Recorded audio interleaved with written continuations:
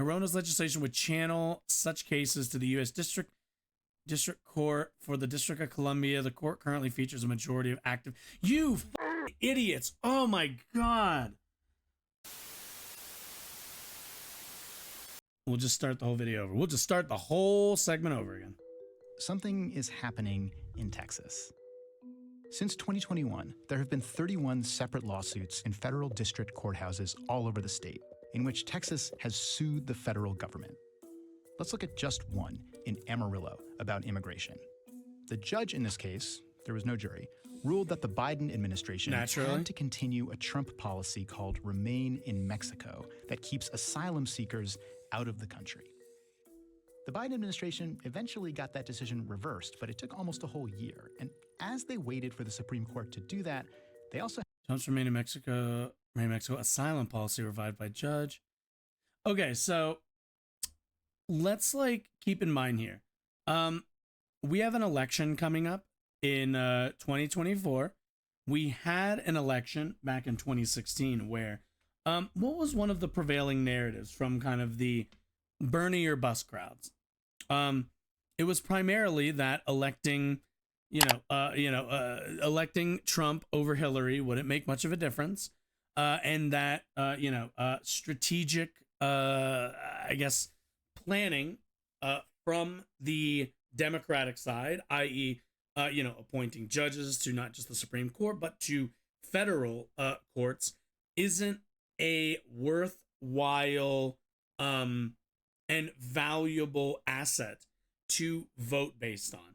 We are now seeing the consequences of that mindset, I think, and of that approach to electoral politics. Electoral politics, unfortunately, are not as fulfilling, I think, all the time, the way that we kind of imagine or wish they could be. We kind of have to live with the fact that electoralism means that there is going to be a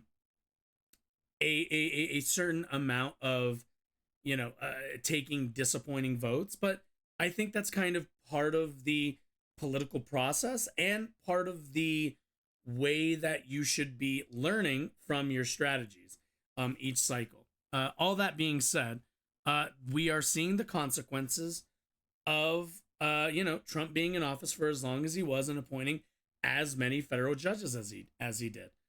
We're seeing a lot of those chickens come home to roost only just now. As progressives, as leftists, as basically not Republican Party voters, we are going to find it to be harder to pass our agenda going forward, regardless of whether we get a boring Biden administration next or a Trump administration next. And we need to be smart about when we abstain from participation in the process. Abstaining does not give you more influence; it gives you less. Had to obey the decision and keep asylum seekers out of the country, all because of this one judge's ruling. Oh my God, that guy looks like such a fucking skinhead. I'm sorry. Had sought this judge out specifically. And over the next 2 years, they would bring him cases against the federal government again and again and again. And he's not alone. Texas has gone back to this judge again and again, too. Oh my God. You're not supposed to be able to pick which judge hears your case, but in Texas, you can. It's called judge shopping. It's only possible in a place like Texas, and it's helped make Texas into a powerful weapon for changing how things work everywhere in the country. Okay, so that's so I didn't actually know that, but is anybody else's alarm bells ringing, fucking blaring right now?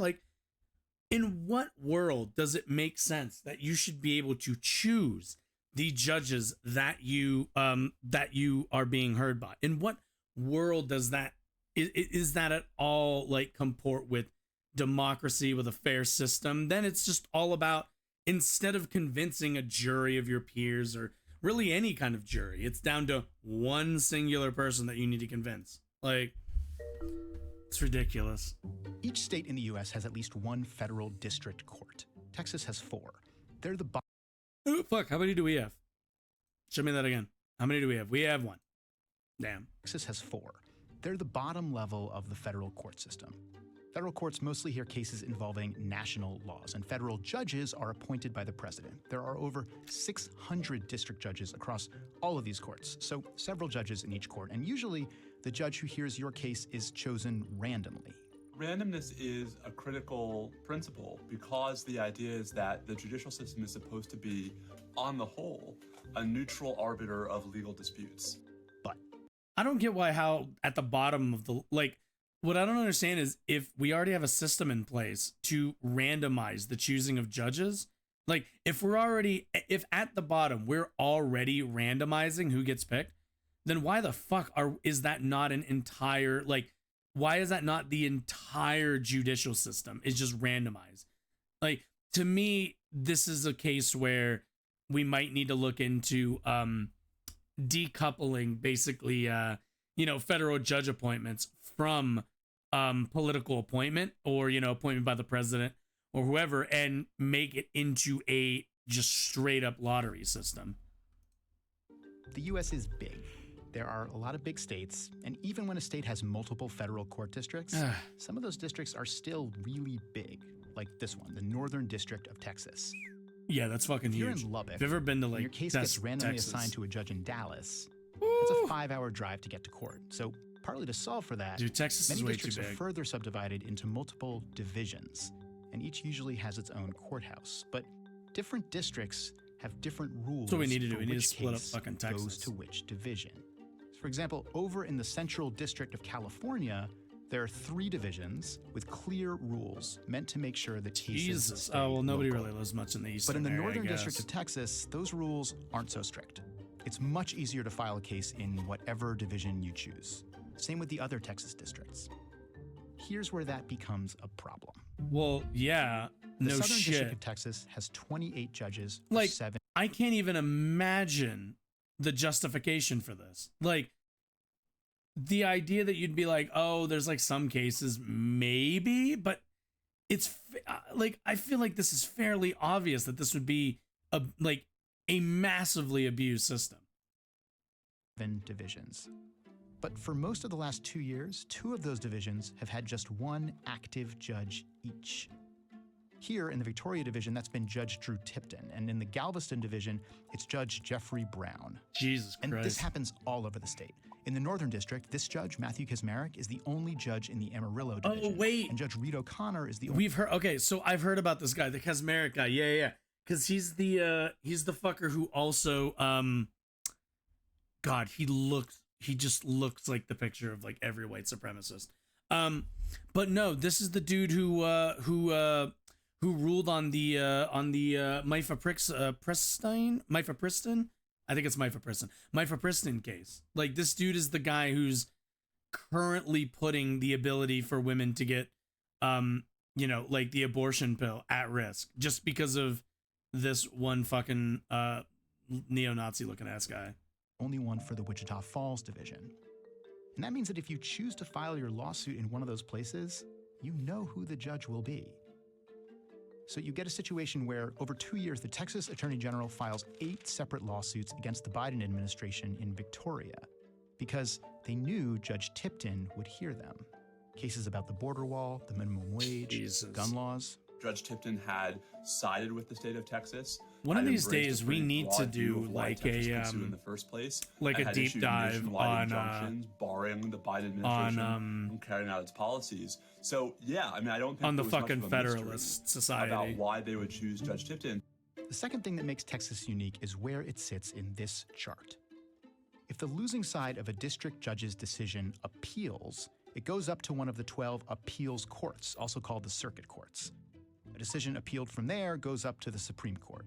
And all Texas district courts report up to the 5th Circuit Court, which, with a big majority of judges appointed by Republican presidents, is the most notoriously conservative of all the circuit courts. Yeah, and broadly like, speaking, very It's like there's 3 levels, and we let the bottom be randomized, the middle one be politically, be incredibly influential from a political standpoint, and then at the top of the Supreme Court, that's also hyper politicized. And the idea that our court system and our courts and our judges and everything else is an apolitical system is just absurd. Anybody trying to like float that is actually fucking insane. There's no way you could argue any of this is actually apolitical. Likely to agree with even the most conservative rulings. We saw this when a private group filed a lawsuit in Amarillo seeking to ban abortion pills that had been legal for 20 years. In April 2023, Judge Kaczmarek sided with the private group, saying the U.S. Food and Drug Administration had to roll back its approval of mifepristone for the whole country. The Fifth Circuit Court largely agreed, and the case made it to the Supreme Court, which then actually. And keep in mind, that's not that's not at all like a scientific decision either. It wasn't because there was some, scientific justification. Oh, we found that there's this or that side effect. Or that. No, it's just dude doesn't want women to have access to the abortion pill, so decides nope, the FDA is not allowed to doesn't have. I think the challenge was like to the FDA's ability to actually approve drugs for commercial use, which is crazy because then it's like, well, you're undercutting the entire ability for the FDA to even regulate anything. Like that, this would be insane. We would have no regulatory board for almost anything. We're hours away from this really shockingly broad and remarkable ruling that would have dramatically restricted access to mifepristone on a nationwide basis going into effect. And so, I think the notion that like, hey, we walked up to the cliff but didn't fall in doesn't mean everything's really like okay. Star Wars. But while the Supreme Court moved quickly to pause the mifepristone decision, often it actually just sits on cases for months before it hears them, effectively allowing the lower court judge's decision to dictate federal law during that time. Like in 2022, when Judge Tipton ruled that Biden couldn't reprioritize which undocumented immigrants to deport first. Almost a year later, we're still waiting for the Supreme Court to rule on that, and Tipton's ruling is still in effect.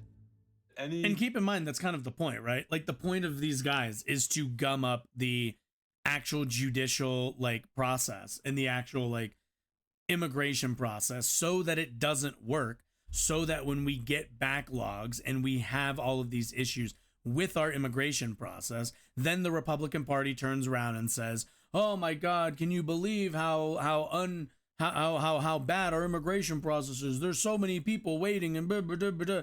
And they create the issue and then blame and then point to the problem and say oh my God, can you believe we did this? We need to stop all immigration, just not have asylum. We can't let people claim asylum at the border anymore. We can't let more people in because they gummed up the system and fucked it up for everybody else.